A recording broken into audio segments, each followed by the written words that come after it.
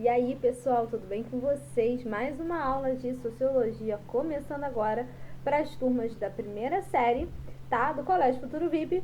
Então, vamos dar continuidade ao capítulo que nós já havíamos começado, né? A gente já está falando há umas 2 semanas aproximadamente desse capítulo, que é o capítulo sobre Karl Marx e a crítica ao socialismo, a crítica ao capitalismo, tá?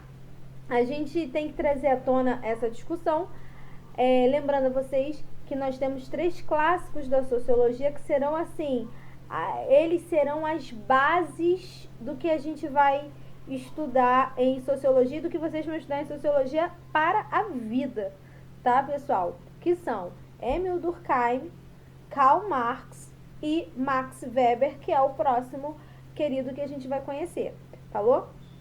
Pega o livro de sociologia agora, a gente vai para a página 36, acompanha aí a página 36, pessoal. E aí a gente vai falar sobre as forças produtivas e as relações sociais da produção. Para o Marx, as ações dos seres humanos, elas são expressas em forças produtivas, que é a forma como eles conseguem adquirir bens, os bens que eles precisam, tá? E aí, como que eles fazem? E que bens são esses? Bens envolvidos com tecnologia, e eles conseguem adquirir esses bens através da força de trabalho, através das técnicas de trabalho que eles usam, tá? De acordo com o processo de produção, as cooperações sociais, lembra aquela situação da interdependência? Nós já falamos, sem proletário não há burguês. Sem burguês não há proletário. Sem capitalista não há proletário. Sem proletário não há capitalista. É uma relação de dependência mútua, tá, pessoal? E aí ele diz que as forças produtivas, elas são a soma dos meios de produção. Ou seja, força produtiva é a matéria-prima, os instrumentos de produção, tudo isso somado dá origem às forças produtivas, tá? E aí, isso tudo somado naturalmente ao trabalho humano, à dedicação e ao empenho humano. E também ele fala do conceito de relações sociais dentro de uma produção, que ao longo da história, as organizações de produção, elas foram se distribuindo de maneira diferentes entre proprietários e os proletários. Então, como são estabelecidas essas relações entre os grupos? Isso aí são as relações sociais de produção, é essa interdependência, tá? Toda ação social, toda relação social é produzida pelos seres humanos da mesma forma como os objetos que são produzidos pelos seres humanos, como o fio, como o tecido, como a máquina. Isso aí é produzido pelo ser humano da mesma forma que as relações sociais são. E por serem produzidos da mesma maneira, a gente também precisa levar em consideração sempre que os seres humanos, eles precisam valorizar aquilo que produzem da mesma maneira também.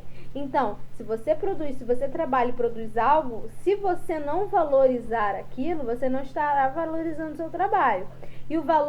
Essa valorização vem por meio do retorno financeiro, tá? Então, assim, você precisa saber também cobrar por aquilo que você faz, o valor correto daquilo que você produz. Quando você se aliena e você perde o controle e a consciência da grandiosidade que você é capaz de produzir, aí você está fazendo mais parte do que nunca desse jogo capitalista, de acordo com Karl Marx, tá bom?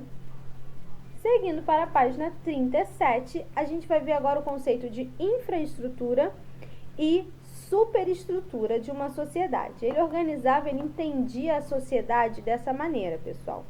Então, a infraestrutura é a união de todas as forças produtivas e das relações sociais de produção.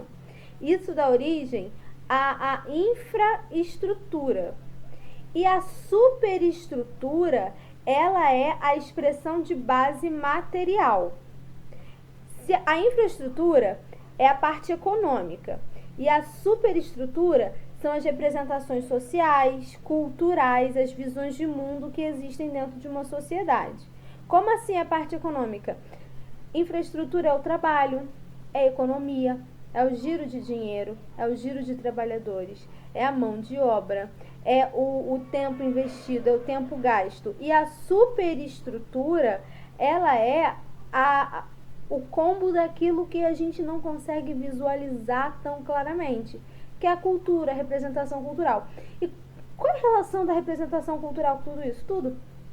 Porque a gente vive uma cultura que nos estimula a nos organizarmos dessa maneira dentro de uma sociedade capitalista. Essas relações de trabalho, essas relações de interdependência, tudo isso é determinado também por essa superestrutura, por essa carga cultural que já existe antes mesmo da gente nascer, a qual nós somos expostos e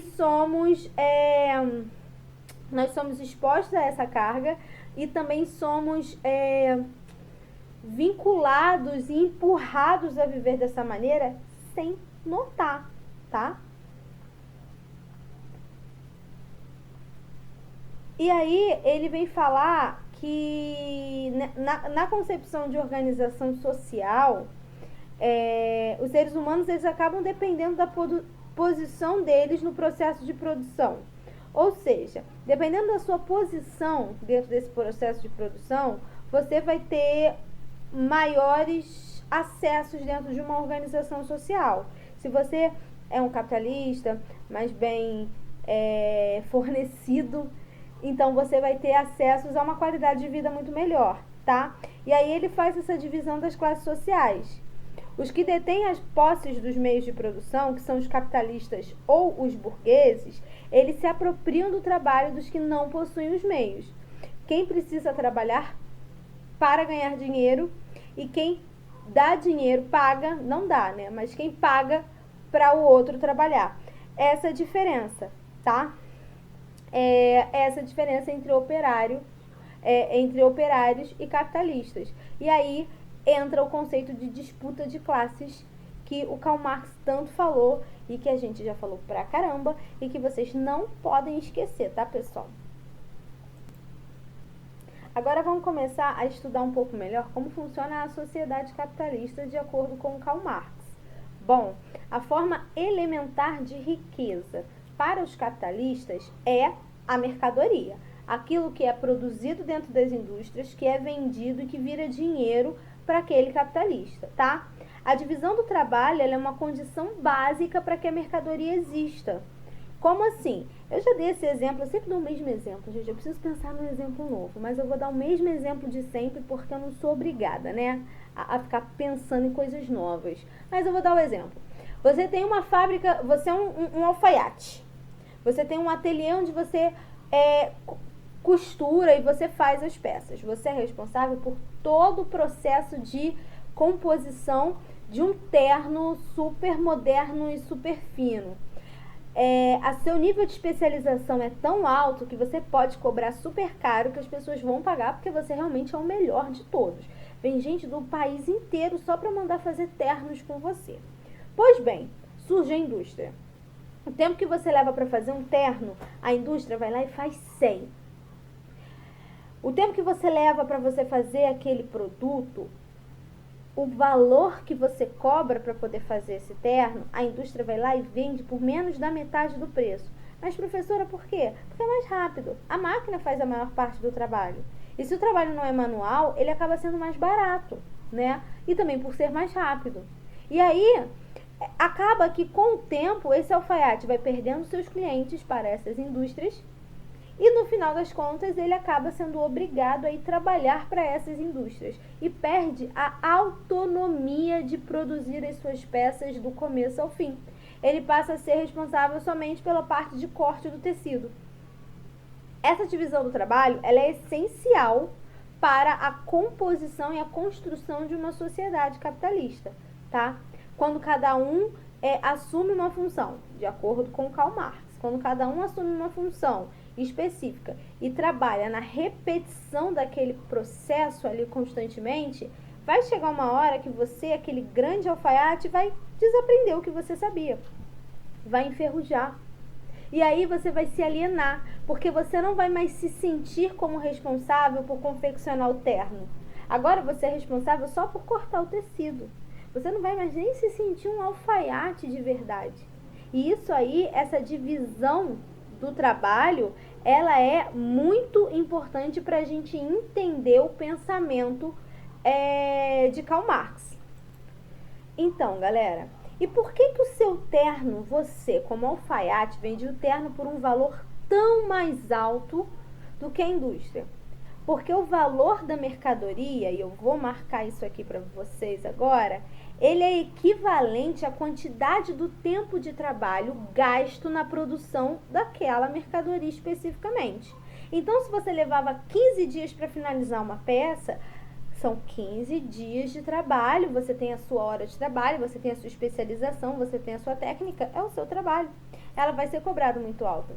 E como as indústrias, elas trabalhavam muito, elas produziam muito rápido e as máquinas não precisam parar para descansar, o tempo de produção dessas mercadorias, ele reduziu muito. E como ele reduziu muito, o valor de produção e de feitura de tal mercadoria, ele ficou muito, muito mais barato. Ou seja, isso significa que o valor de venda daquela mercadoria, ele não vai ser tão cara quanto seria um terno de alfaiate, correto? E por isso a gente diz que os alfaiates, eles acabaram perdendo espaço para essas indústrias, tá? Então a gente tem que definir que o valor da mercadoria é o tempo do trabalho gasto na produção daquele produto especificamente. A mercadoria tem um valor de uso, que é definido pela sua função. Ela é essencial, então o valor de uso dela é muito alto. Ela não é essencial, o valor de uso é muito baixo. E tem um valor de troca, que é definido pelas relações do mercado, que é o preço que você vai cobrar naquilo ali. Então, dentro dessa sociedade capitalista, tudo isso precisa ser levado em consideração, tá? E numa sociedade capitalista, existe o conceito de mercado. Mercado é um mercado consumidor, tá? E nesse mercado, as mercadorias, inclusive a força de trabalho do cara que está lá trabalhando, que está alugando a sua força de trabalho para aquele capitalista, para o dono da indústria, tudo isso é comercializado por um determinado valor. Por exemplo, o proletário que está lá na indústria, ele vende a sua força de trabalho para o dono da indústria, correto? Ele vende a sua força de trabalho. E o que significa? Significa que ele vai trabalhar e ele vai ganhar um determinado valor por aquele tempo de trabalho que ele está depositando naquele ambiente, tá? Então, dessa maneira, a sociedade capitalista, ela acaba se baseando numa ideologia de igualdade, cujo parâmetro é o mercado. O que define o valor das coisas é o mercado, tanto o mercado produtivo quanto o mercado consumidor. De um lado está o trabalhador, que está oferecendo a sua força de trabalho, e do outro lado está o empregador, que adquire aquela força de trabalho em troca de um salário, tá? Essa ideia de equivalência, na troca, ela é decisiva para o equilíbrio do trabalho dentro de uma sociedade capitalista. Dois seres humanos, então, nesse caso, eles aparecem iguais diante da lei, do Estado e do mercado, de igual importância. Tanto o capitalista, ele é importante porque ele está ali empregando pessoas, e o proletário, ele é extremamente importante porque sem proletário, sem trabalhador, não tem indústria que funcione. Então acaba que eles são colocados para o Marx em uma situação de igualdade, e que não tem que haver uma hierarquia entre os dois, porque os dois são essenciais um para o outro. E quando há uma hierarquia de importância, significa que esses valores, eles acabaram se perdendo, tá? Aí vamos aí a charge. É difícil acreditar que pessoas ainda morrem de fome nesse mundo. Até mesmo nos Estados Unidos, a fome. Algumas pessoas nunca têm o suficiente para comer. Aí o tigre fala: cara, eu sei o que isso significa. Não, você não sabe. Essa tirinha aí, galera, é uma das consequências drásticas da economia do mercado capitalista, tá? Que é a fome. A gente vê que alguns lugares do mundo, inclusive no Brasil, a gente pode usar nosso país Nosso país é um país de proporções continentais, é grande pra caraca e a gente tem de tudo aqui. A gente vê que pessoas morrem de fome enquanto pessoas tornam-se bilionárias dentro de um mesmo lugar, dentro de um mesmo país, sob as mesmas leis, sob o mesmo céu. Então, a gente vê que essa é uma das consequências de uma sociedade capitalista, tá? Isso também estava dentro do trabalho de pesquisa do Karl Marx, tá? As desigualdades, elas são uma consequência, a intensificação das desigualdades sociais e da má distribuição de renda é uma consequência dessa sociedade e desse projeto e modelo econômico que é o capitalismo. O salário para o Karl Marx, ele era visto como o valor que aquele trabalhador produz durante o período em que ele é empregado. Ele precisa ser... Na verdade, o que o Karl Marx falava que, apesar de o salário deveria ser, né, equivalente ao valor do serviço empregado, o serviço empregado, o serviço executado, ele sempre acabava sendo muito mais alto do que o valor recebido. Isso por causa da mais-valia. A gente já falou de mais-valia aqui, tá, pessoal? A mais-valia, ela já fez parte da nossa vida, que é aquela relação que existe se um trabalhador, um operário, trabalha numa indústria e a carga horária dele de trabalho é de 10 horas diárias, sendo que, de acordo com o que ele produz, o valor das peças que ele produz e o valor de venda daquele produto, equivale a 6 horas do trabalho dele. Em 6 horas, ele consegue fazer o dinheiro suficiente para embarcar, para englobar o seu salário. Porém, ele trabalha 10. Então, se a gente tirar essas 6 que ele trabalha para fazer o seu salário, essas 4 horas que sobram são horas sobressalentes. São horas que sobram e que o valor arrecadado com a produção dessas 4 horas vai todo para o capitalista. Isso é a mais-valia, tá? É como se ele trabalhasse de graça durante essas 4 horas. Porque ele não vai ter absolutamente nenhum lucro, nenhum pagamento, nenhum retorno com relação àquele trabalho que ele está fazendo durante aquelas 4 horas, visto que ele só vai receber o equivalente às 6 horas de trabalho dele, tá? Isso é o conceito de mais-valia. Falou? E agora, a gente vai para a página 39, e a gente vai falar sobre a questão do socialismo real. Por quê? A gente pode entender que o conceito, a ideia de socialismo que existe em Karl Marx, no trabalho de Karl Marx, ele propõe o fim da propriedade privada, tá? Vou marcar aqui o fim da propriedade privada e dos meios de produção.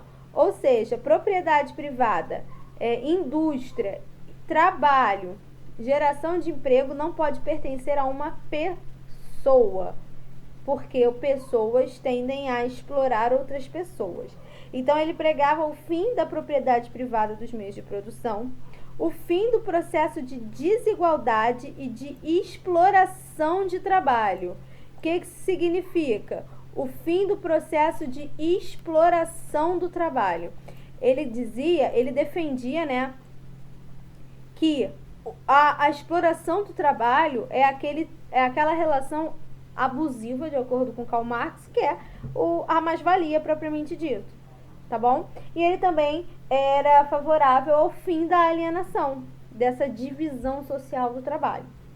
A gente já sabe, vocês estudam história, a gente já sabe que em algumas situações houve a tentativa de implementar, de colocar em prática essas ideias de Karl Marx. Porém, essas tentativas, elas não foram muito bem sucedidas, porque na maioria dos casos elas não corresponderam especificamente ao que pregava de fato ao Karl Marx. O socialismo real que a gente teve na prática, em grande medida, ele se resumiu a governos autoritários que não concretizaram integralmente essas propostas do capitalismo. essas propostas, desculpa, do socialismo de Marx, tá bom? Da mesma forma que várias conquistas sociais dentro da própria sociedade capitalista, elas foram concebidas, elas foram encontradas a partir dos movimentos sociais de inspiração marxista. Por exemplo, direitos trabalhistas, luta por igualdade, luta por melhores distribuições de renda,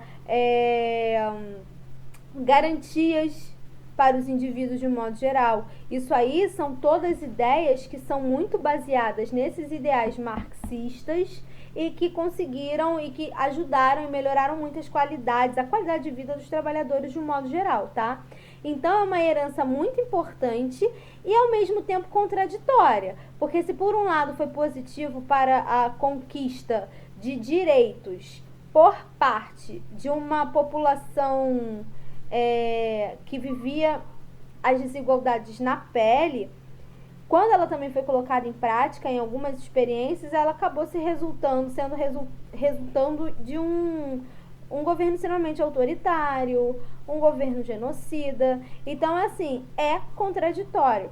Até hoje não houve ninguém que conseguisse colocar em prática da forma como de fato Marx propôs, tá? No meio do caminho as coisas sempre acabaram desviando para rumos não tão legais e não tão libertários, tá? Mas, de qualquer forma, o Marx, como eu já falei com vocês, ele é considerado um autor clássico tanto no campo da filosofia, da sociologia e da economia política, tá? Os textos dele sempre se fazem presentes e até hoje, galera, até hoje, todo mundo precisa estudar Marx. Professora, mas eu não gosto do pensamento do Marx, mas ninguém está pedindo para você gostar. Mas a gente precisa estudar, porque a gente precisa conhecer e entender a perspectiva dos grandes clássicos para a gente poder desenvolver as nossas, tá? A gente precisa ter por base. Então, a gente sempre vai ter que estudar os grandes clássicos da sociologia se a gente quiser desenvolver alguma coisa, até mesmo no que diz respeito a relações e a mudanças e alterações dentro do âmbito social. E, bom, as explicações do Marx sobre o capitalismo, eles sempre tiveram uma visão muito voltada para as transformações humanas, transformações das atividades comerciais, transformações das relações. Até hoje a gente pode perceber que essas relações, elas são dinâmicas, elas estão sempre se reconstruindo. E, bom, os principais tópicos de estudo do Karl Marx que a gente pode destacar é justamente a questão das classes sociais, a relação que existe entre a dimensão econômica e a dimensão do Estado e os princípios sociais, tá? Então, sempre que vocês forem estudar o marxismo, vocês vão ver que ele vai fazer uma análise da sociedade com base num olhar de economista, tá? De análise de mercado e também das relações sociais baseadas na disputa de classes. Tá bom? Então, ele sempre vai estar ali estudando e desenvolvendo seus trabalhos baseados num paradigma de conflito. Ou seja, o foco do estudo dele é sempre essas contradições e essas disputas sociais que existem, principalmente dentro da ordem econômica. Ele fala das desigualdades sociais. Falou, galera? Semana que vem, Titia vai fazer os exercícios com vocês do capítulo 3. Então, cheguem... Ah, não, vai aparecer a resposta. Então, cheguem aqui animados, porque a gente vai corrigir os exercícios. Falou? Tenta fazer. Vocês aí em casa vão tentando fazer. Semana que vem a gente faz junto e vocês tiram as dúvidas aí também comigo na próxima aula de Sociologia. Falou? Beijo pra vocês, se cuidem, nada de sair de casa pra tomar açaí, bebam bastante água e cuidem da família de vocês. Beijão, tchau, tchau e até a próxima.